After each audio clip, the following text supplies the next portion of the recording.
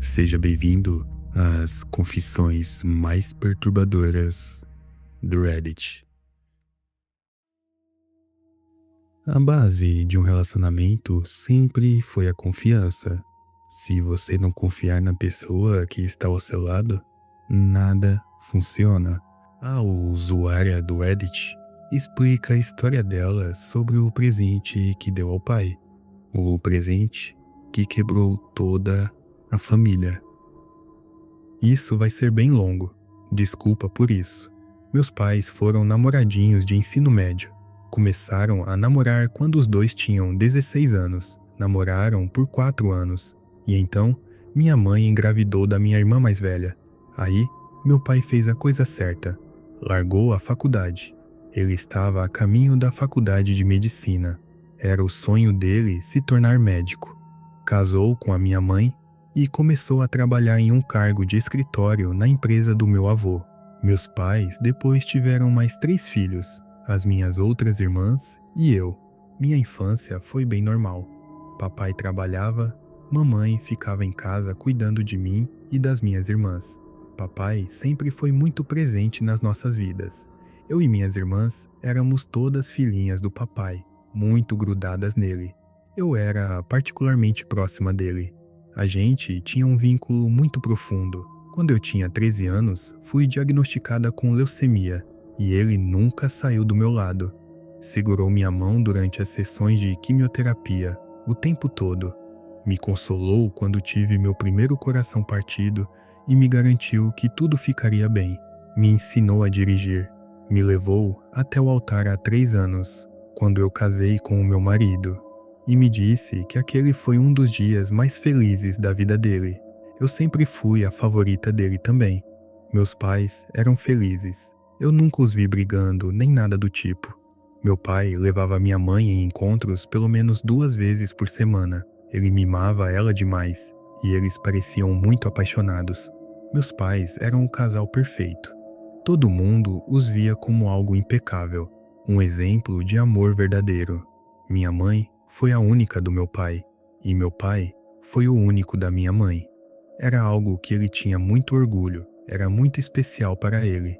Eu me senti muito mal quando perdi a virgindade com meu ex-namorado, e percebi que eu nunca poderia ter a mesma coisa que meus pais tiveram. A mãe do meu pai morreu no parto, e o vovô criou ele como pai solteiro. Ele nunca se casou de novo, nem namorou ninguém depois da morte dela. Até onde eu sei, vovô se recusava a falar sobre a vovó. Era muito doloroso para ele.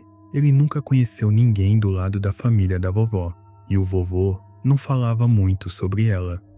Em junho, comprei um kit para mim e para o papai que fornece testes genéticos com rapidez. Achei que seria legal ver se ele tinha algum parente pelo lado da vovó. Fizemos os testes juntos. E eu descobri que eu tinha 2 meio-irmãos e que a gente compartilhava o mesmo pai. Ficamos honestamente confusos. Papai e eu não entendíamos, achamos que era um erro. Quando contamos para a mamãe sobre isso, ela ficou congelada. Começou a chorar. Nós pressionamos ela um pouco mais. E foi aí que ela confessou sobre o caso de 11 anos que teve com um dos amigos do meu pai. Ele foi nosso vizinho em um certo momento das nossas vidas, e ele estava na mesma turma do papai e da mamãe. Eu lembro de ver ele por perto quando eu era criança. Ele era um amigo próximo da família. Papai estava em negação. Ele achava que era um erro. Eu e minhas irmãs acabamos fazendo o teste em um hospital. 3 dias depois, os resultados chegaram. Ninguém combinava com o papai. Ele não era o nosso pai. Pela primeira vez em 30 anos da minha vida, eu vi o meu pai chorar. Não um choro normal, soluçando como uma criança. Tentamos falar com ele. Ele levantou, pegou as chaves e saiu. Tentamos ligar umas 100 vezes e ele não atendeu.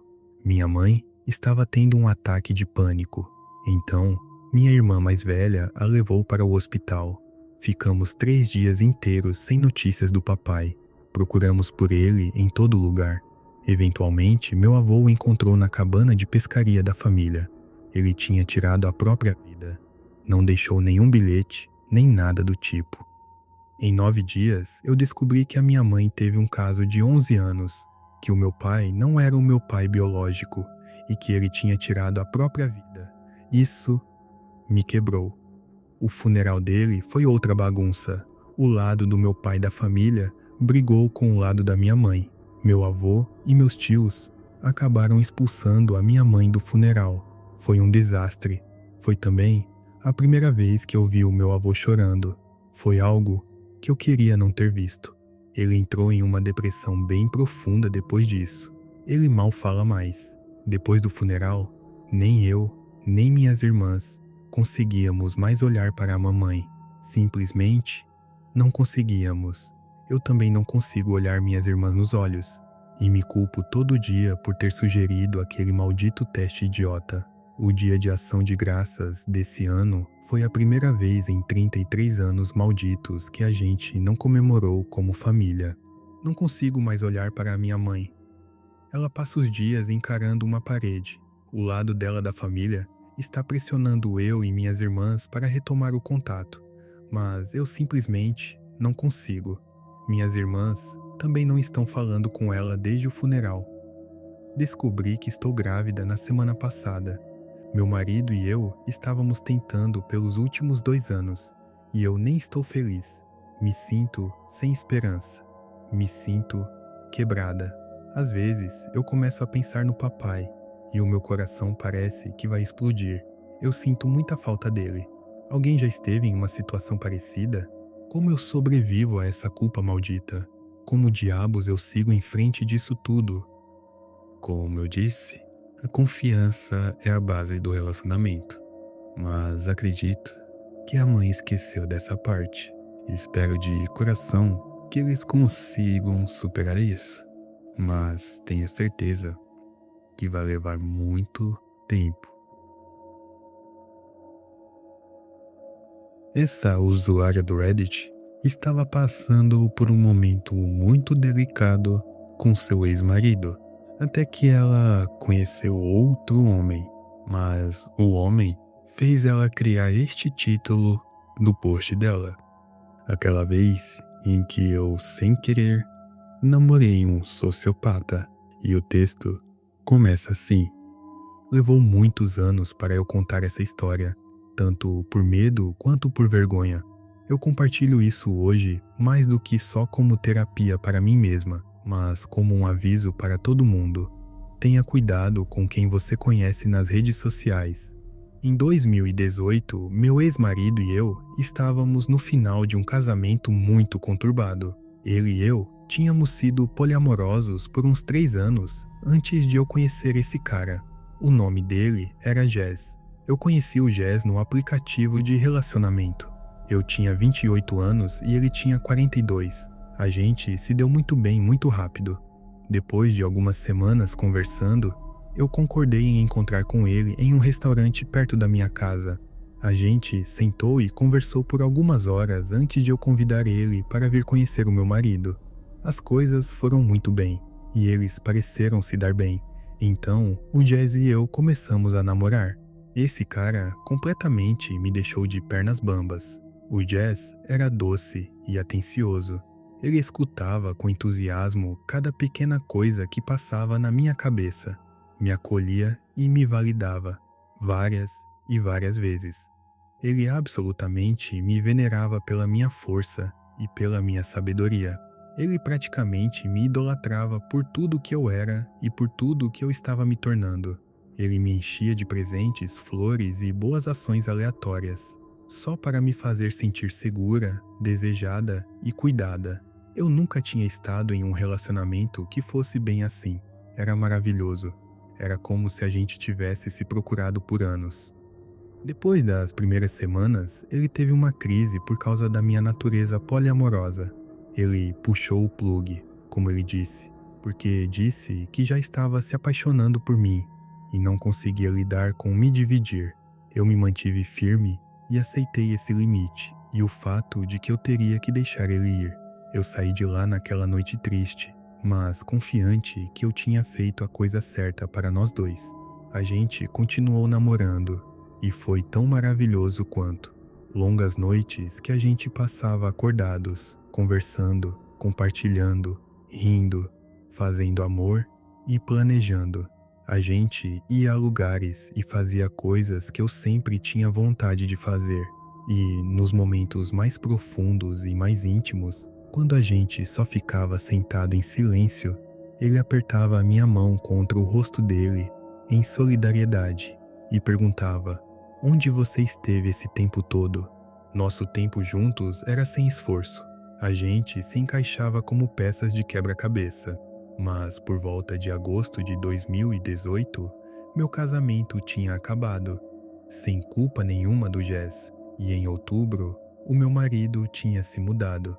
Eu estava alugando por prazo mínimo e sabia que não conseguia bancar o aluguel sozinha. Então, achar um colega de casa era essencial. Eu não tinha uma rede de apoio para recorrer, nem ninguém mais que eu conheço precisava de um lugar naquele momento. Então, o Jazz ofereceu para se mudar.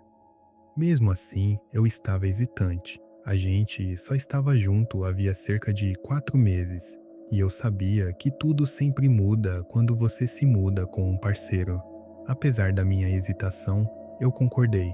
Ele estava sendo maravilhoso comigo. Quão ruim poderia ser? Eu não estava preparada para a mudança que estava por vir.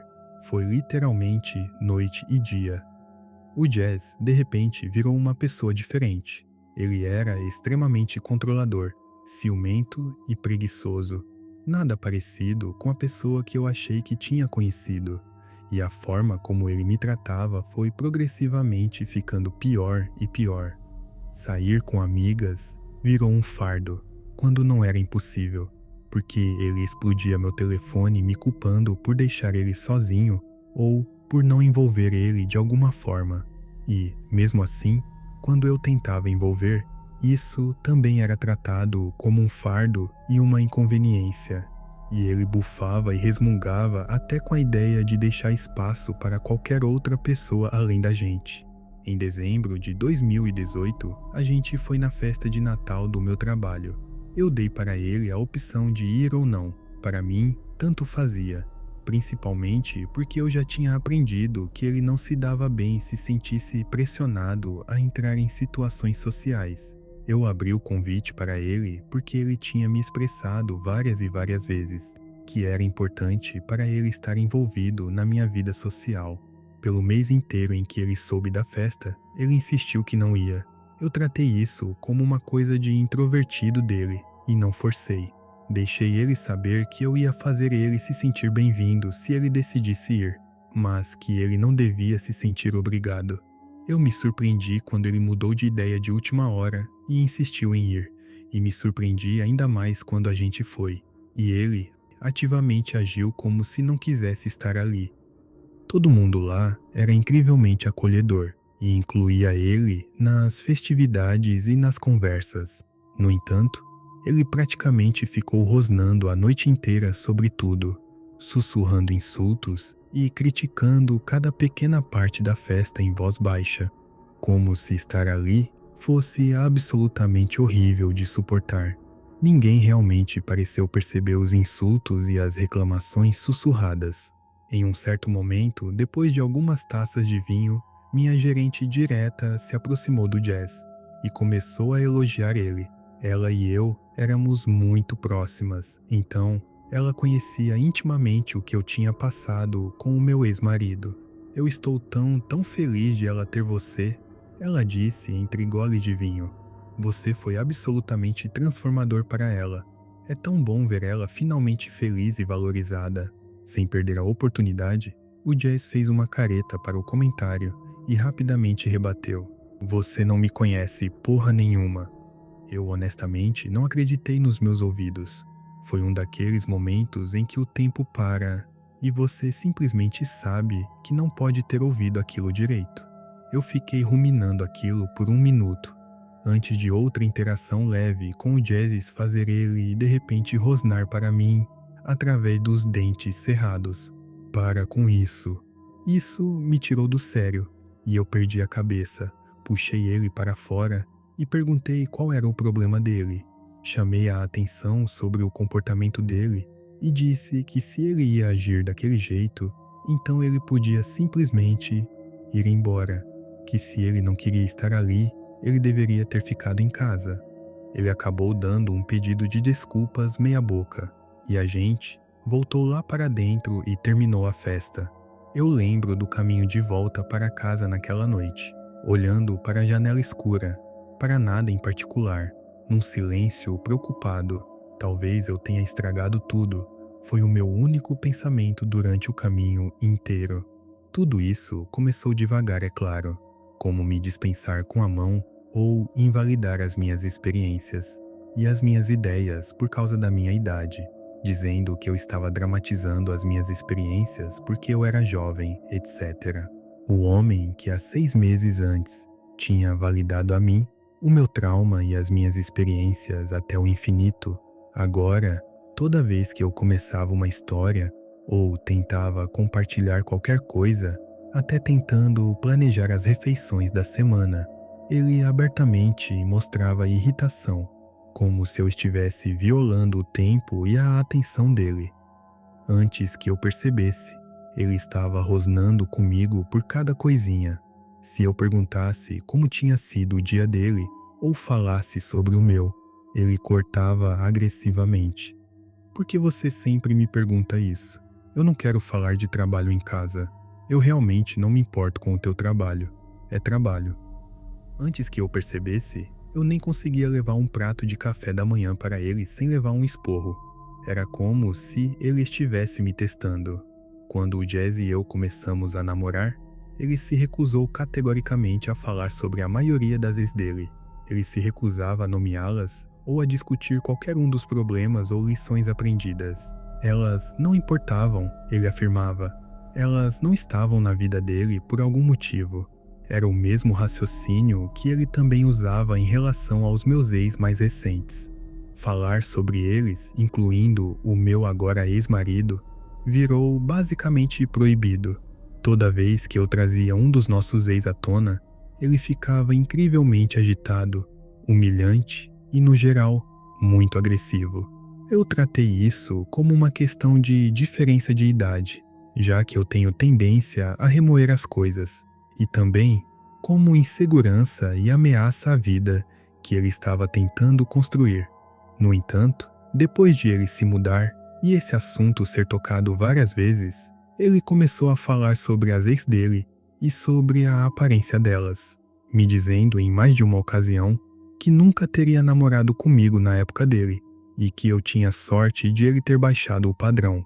Eu nem sabia realmente o que dizer para isso. Eu ria e guardava no bolso de trás, anotado.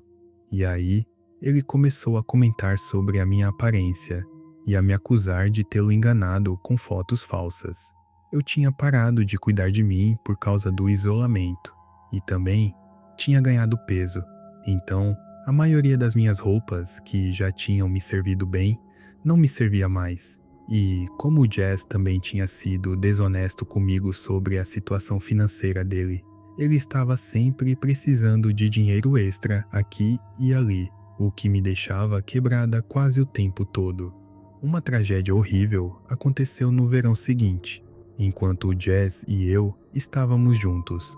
Eu recebi a notícia de que um bom amigo com quem estudei na faculdade de artes tinha tirado a própria vida enquanto estava usando LSD. A nossa turma inteira ficou devastada. Ele era, sem contestação, o melhor fotógrafo da nossa turma e um dos indivíduos mais generosos que eu já tive o prazer de conhecer. Também, como alguém muito familiarizada com LSD, eu fiquei abalada. O Jazz, no entanto, foi tudo menos solidário. Ele praticamente na hora ignorou. A vida é assim, eu acho. É o que ele leva por ficar brincando com o LSD. Eu fiquei perplexa com uma resposta tão pouco empática. E ainda mais depois, quando o Jazz começou a me interrogar sobre a minha relação com esse cara, perguntando quando tinha sido a última vez que eu tinha até falado com esse amigo. Você nem conhece mais esse cara, qual é o problema? Eu terminei com ele pela primeira vez, depois que ele me ligou no trabalho enfurecido. Eu estava ocupada, então não consegui atender na hora, Mas, assim que eu finalmente consegui atender, fui recebida com uma raiva intensa. Estava trovejando e uma das minhas cachorras estava tendo um ataque de ansiedade por causa da tempestade e da ansiedade de separação. Essa não era a primeira vez, e ele estava muito bem ciente de que ela precisava dele naqueles momentos. Por que porra você não está atendendo às suas ligações? Você tem que atender quando eu ligo para você. Eu não me importo onde você está. Ele continuou por alguns minutos, me chamando de namorada de merda e me atacando pelo meu súbito distanciamento e falta de comunicação enquanto eu estava no trabalho. Àquela altura, eu tinha acabado com aquilo e perdi a cabeça. Eu detonei ele por tudo, especialmente por estar causando problemas para mim no trabalho, que estar na minha vida é um privilégio e que se ele fosse acordar todo dia agindo como se me odiasse, então eu não sabia o que na terra ele estava fazendo comigo.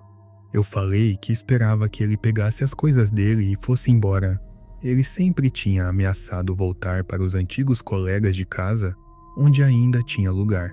Eu não queria ele lá quando eu chegasse em casa, e a gente podia combinar horários para ele voltar e pegar o resto. Ele se recusou categoricamente, de repente se vitimizando, alegando que não tinha para onde ir. Como você ousa me fazer me apaixonar por você? Como você ousa me fazer conhecer o teu pai e depois me largar? A minha gerente e o marido dela acabaram me seguindo até em casa naquela noite, porque ela estava preocupada com a minha segurança e tinha me oferecido para eu ficar com ela por alguns dias. Eu nunca vou esquecer a cena em que entrei. Ele parecia que estava implorando pela vida.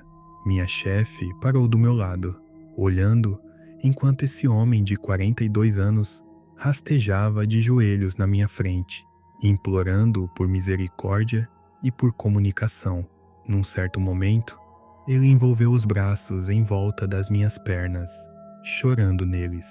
Eu não acredito que isso está acontecendo. Ela é o amor da minha vida, você sabe disso. Ele chorou para a minha chefe. Eu não podia acreditar no que estava presenciando. Isso era o contrário da pessoa sem coração com quem eu estava passando os meus dias. Eu tirei ele de mim e voltei para casa, juntando o suficiente das minhas coisas para me virar pelos próximos dias, além de qualquer coisa de valor em que eu conseguisse pensar. Levou alguns dias, mas depois de mais ou menos uma semana, o Jazz começou a explodir meu telefone com pedido de desculpas atrás de pedido de desculpas. De repente, ele era o homem que eu conheci de novo, cheio de humildade e autoconhecimento. Ele reconheceu o jeito horrível que tinha me tratado e mandou paredes e paredes de mensagens bem pensadas, psicanalizando o próprio comportamento, de onde ele vem e os jeitos que ele sabe que precisa mudar. Eu aceitei ele de volta como uma garota burra e desesperada. Eu aceitei ele de volta. Não demorou muito nessa segunda rodada para ele começar a me culpar pelo término. O meu surto tinha danificado a relação dele com as pessoas na minha vida, e ele fez questão de eu saber que era minha responsabilidade consertar isso. Não demorou muito depois disso para o meu carro acabar quebrando num posto de gasolina perto de casa. Foi um casal muito legal no veículo do lado que veio me socorrer e olhou embaixo do capô. O senhor acabou sendo mecânico de profissão, então ele tinha uma teoria bem boa sobre o que podia estar acontecendo. Nesse momento, eu já tinha tentado entrar em contato com o Jazz para avisar o que estava acontecendo e onde eu estava. Faltava pouco para o expediente dele acabar. Então, ele me disse para eu ficar firme e que ele estaria lá em breve. Enquanto isso, esse casal doce ficou por ali e me fez companhia enquanto eu esperava. O Jazz chegou disparado uns 15 minutos depois, completamente ignorando o casal que tinha me ajudado. Para me passar as informações, o senhor me entregou um pedaço de papel com um nome e um telefone, revendo o que ele achava que estava acontecendo com o meu carro antes do Jazz se meter, cortando ele. Eu falei, ela está bem, ele disse. Eu consegui ver a mulher com o canto do olho se afastando com o comentário e entrando no banco do passageiro do carro deles. Eu consegui sentir a tensão repentina, como se talvez ela já tivesse estado ali antes.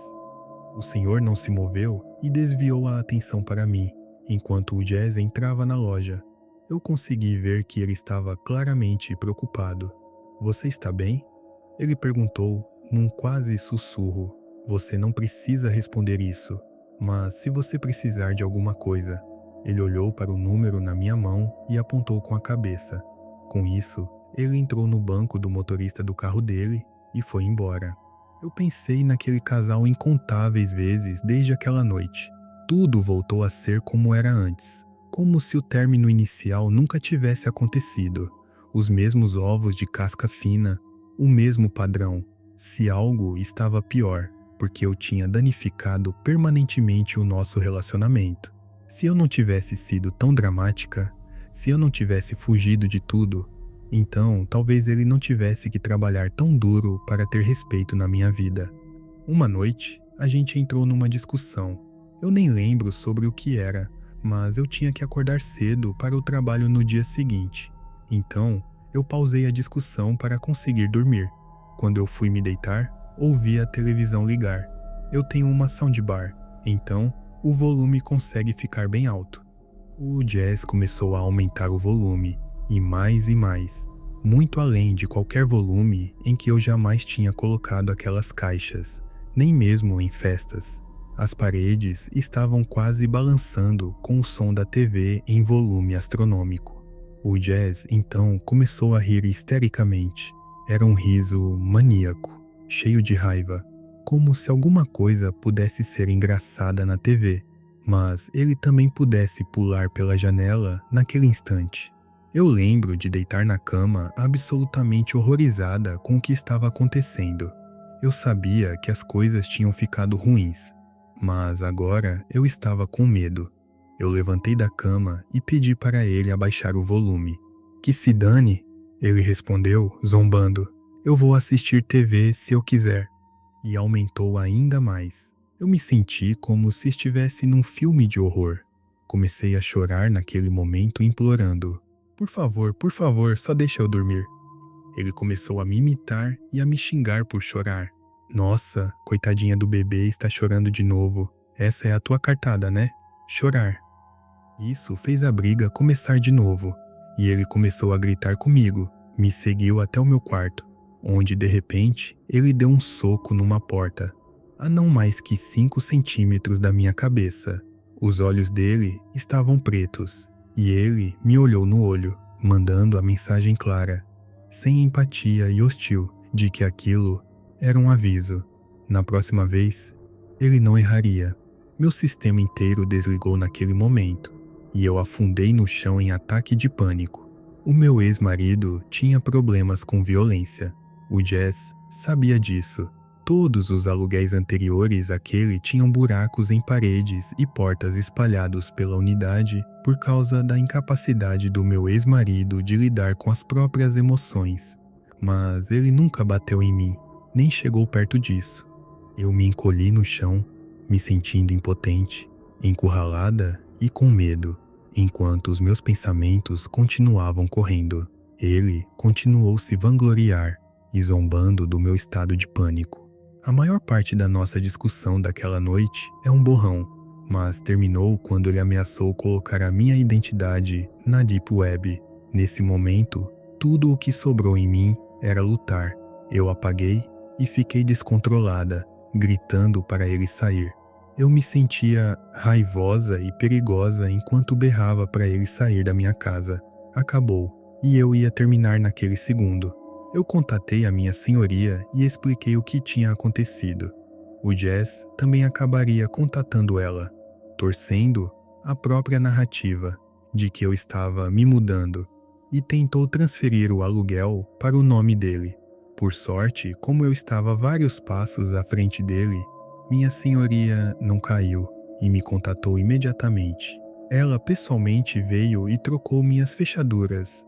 Me deu o contato pessoal de um policial que morava perto e a Cassie apareceu de novo e ficou com metade do meu aluguel pelo mês seguinte.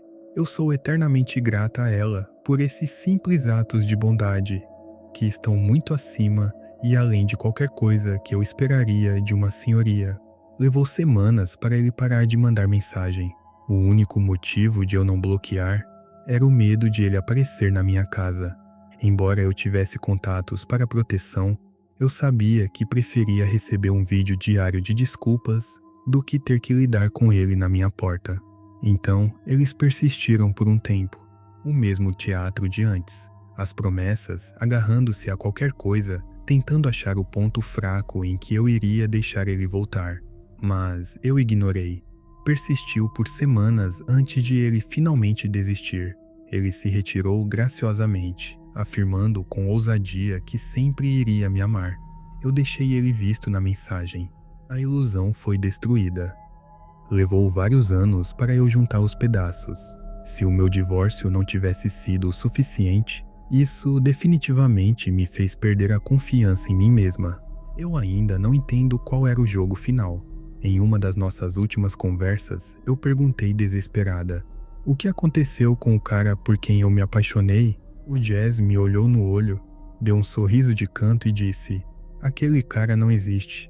Eu te disse o que eu precisava te dizer, para te tirar daquele merda daquele marido teu. Você é só burra e caiu nessa. Jazz, não quero te ver. Nunca mais.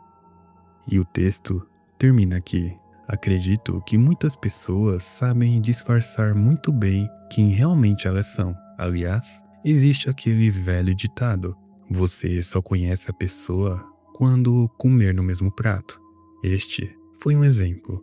E se você me permitir dar uma dica, caso esteja conhecendo alguém que queira se relacionar mais sério com ela, veja como essa pessoa trata os pais dela. Se ela trata mal, grita ou simplesmente não quer falar sobre eles, fique de olho. Às vezes, ela só quer te mostrar o lado bom dela. O outro lado é somente quando estiverem juntos dentro de casa. O último post vem de um subreddit chamado Suicide Watch. É um lugar para onde as pessoas vão quando estão lutando contra pensamento de acabar com a própria... Cê sabe, né? É para ser uma linha de vida. Um espaço para ser ouvido quando você se sente que ninguém mais está escutando. Por dias, um usuário postou uma contagem regressiva. Todo dia, um novo post, uma nova atualização. Mas no último dia, as palavras finais dele não foram postadas no Suicide Watch. Elas apareceram em um subreddit diferente, chamado True of My Chest, o lugar onde as pessoas vão para compartilhar algo que não conseguem guardar para si mesmas. Estas foram as palavras finais dele. Configurei um script para dar postar nesta mensagem em 1 hora. Estou postando minhas últimas palavras aqui, em vez do Suicide Watch, porque eles me deram Shadowban, o que é hilário. Há quase 2 meses, tomei a decisão de que não quero mais viver. Me dei esse prazo para permitir que algum pequeno milagre mudasse minha ideia. Mas nos dias que se passaram, isso só aprofundou a minha convicção. Nasci com uma malformação facial. Esse tipo de feiura não começa a te incomodar até você chegar na metade da adolescência, e depois só piora a cada ano. Sempre fui uma criança estranha, incapaz de fazer amigos. Junte essas duas coisas, e não é surpresa que um relacionamento romântico nunca foi algo que eu conseguiria alcançar. Como adulto agora, realmente parece que eu perdi alguma coisa sobre socializar e sobre relacionamentos que todo mundo não perdeu. Como se eu tivesse faltado 2 semanas de aula e voltado sem fazer ideia do que estava acontecendo. E quando tentei pedir ajuda para me atualizar, só fui recebido com desprezo e nojo. Parecia que alguma parte-chave do meu cérebro simplesmente estava faltando. Nunca fui bom em nada, mas na metade do ensino médio calculei minhas notas e vi que, se eu me saísse excepcionalmente bem dali em diante, provavelmente conseguiria entrar em uma universidade de tecnologia prestigiada no meu país. Me matei de trabalhar naqueles últimos anos do ensino médio. E consegui. Fui aceito no curso de engenharia mecânica deles. Eu tinha esperança de fazer pelo menos algum tipo de amigo lá. Tinha ouvido e lido que engenheiros seriam todos nerds e geeks, e que talvez eles pudessem se identificar comigo. Infelizmente, não foi o caso. Todo mundo era simplesmente normal e pessoas normais não me querem. Eu realmente tentei, mas a parte faltante do meu cérebro me impediu de fazer qualquer amigo. Eu simplesmente não entendo como se faz isso. Mal fui aceito de início. Passar pela universidade foi ainda mais difícil. Eu quis desistir desde o primeiro ano, mas me segurei, esperando que houvesse alguma luz no fim, algum sentido, algum valor. Muitos anos de suor, lágrimas, sangue de verdade, me forçando até a insanidade todo dia. Consegui meu diploma de engenharia, junto com o mestrado. Lembro das estatísticas que davam sobre o meu programa de mestrado. 75% encontram trabalho em uma área relacionada ao mestrado antes mesmo de se formar. 90% encontram trabalho em um mês. 98% encontram trabalho em 3 meses. Patético, totalmente patético. Meio ano se passou desde que eu me formei. Estou aqui sentado, desempregado, com todo o meu dinheiro acabado. Não sobrou nada, eu perdi. Nunca fui apaixonado por engenharia como todo mundo parece ser. Não consigo me sentir feliz só por ter um diploma. Ele não vale nada. O que eu aprendi não vale nada. Eu não tô valendo nada. Então, aqui sentado, eu faço o meu hobby de sempre, que é reclamar na internet sobre o quanto a minha vida é uma bosta. Acho que crescer foi uma bosta. O ensino médio foi horrível. A universidade foi tão ruim quanto. E no final da linha, não teve recompensa, não teve felicidade, não teve nada. Horrendo, indesejado, desempregado, sem valor, pessoa, inútil, desperdício. Durante todo o meu tempo como estudante e até o dia de hoje, eu vivi no alojamento estudantil mais cagado, mais barato e mais minúsculo da cidade, porque nunca pude bancar coisa melhor e, sem conseguir achar trabalho, nunca tive a opção de sair de lá.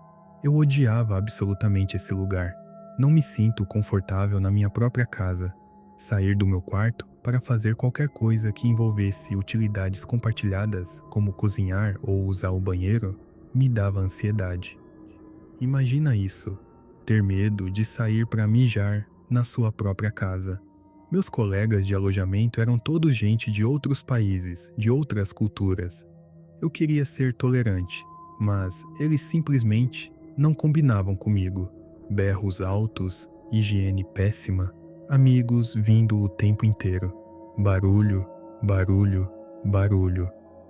Eu sempre fui ruim com sotaques, então mal conseguia entender qualquer coisa que eles falavam. Mas eles eram maioria, então o que eles queriam virava regra. Eu e minha família não nos falamos mais muito. Em algum momento da minha infância, minha família imediata parou de interagir com outros parentes, e eu sei que a culpa é minha.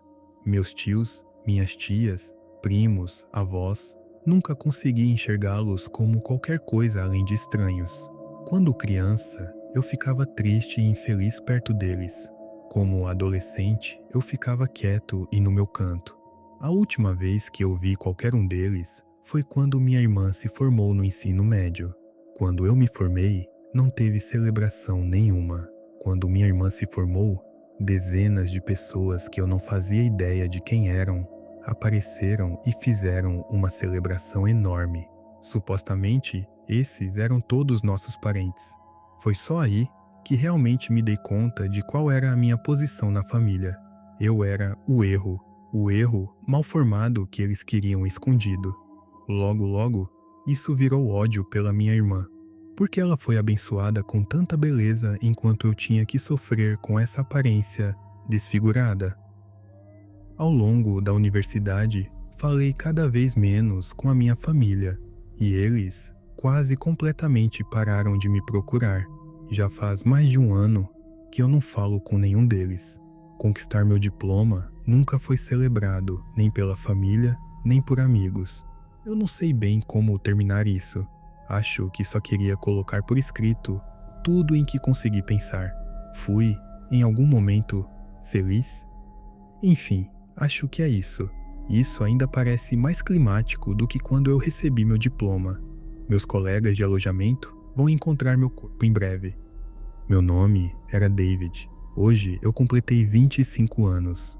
Nasci em uma cidade pequena onde cresci e não tive amigos. Me mudei para uma cidade grande para estudar engenharia e me formei. Não consegui achar emprego. Nunca tive uma namorada. Minha família me esqueceu. Não conquistei nada.